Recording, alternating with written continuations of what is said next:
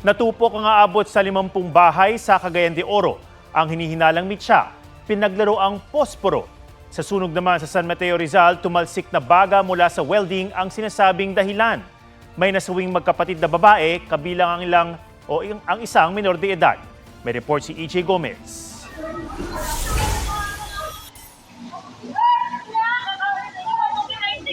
Nagngangalit ang sunog na ito sa barangay Malanday sa San Mateo Rizal. Nabalot na rin ng makapal at maitim na usok ang lugar.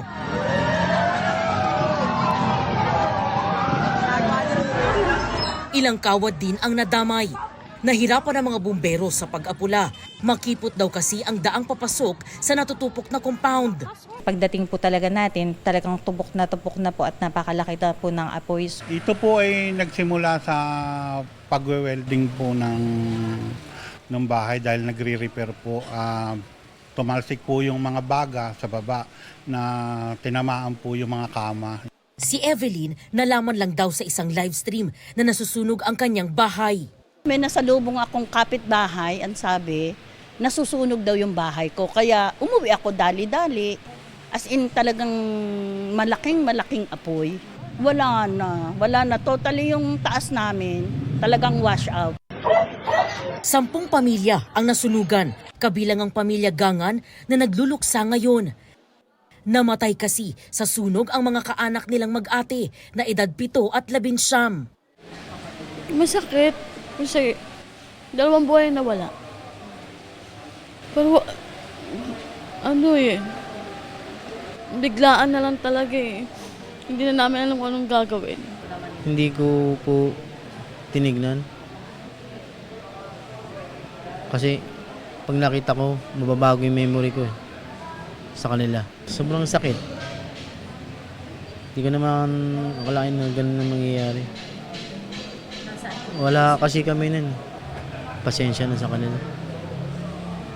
Bilang tatay nila, hindi ko sila naligtas. Patuloy ang investigasyon ng mga otoridad. Nasunog lang baka niya, kasi kaya ibinuwang anak.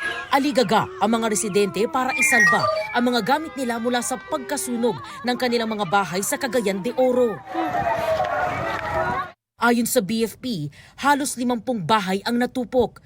Umabot sa 2nd alarma ang sunog. Walang nasaktan. Pinaglaro ang posporo ng mga bata ang isa sa tinitingnang sanhi ng sunog. Nang maapula ang apoy, binalikan ng mga residente ang kanilang mga bahay para maghanap ng mga pwede pang mapakinabangan. Aabot sa 700,000 piso ang danyos ng sunog.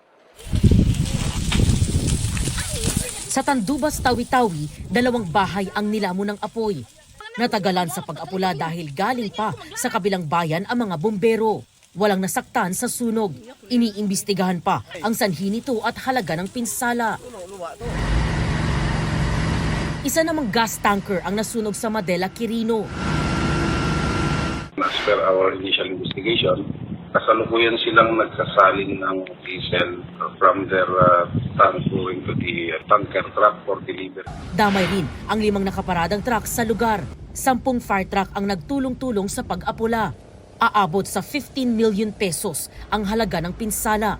Sinisikap pang makuha ang pahayag ng may-ari ng mga nasunog na truck. EJ Gomez, GMA News.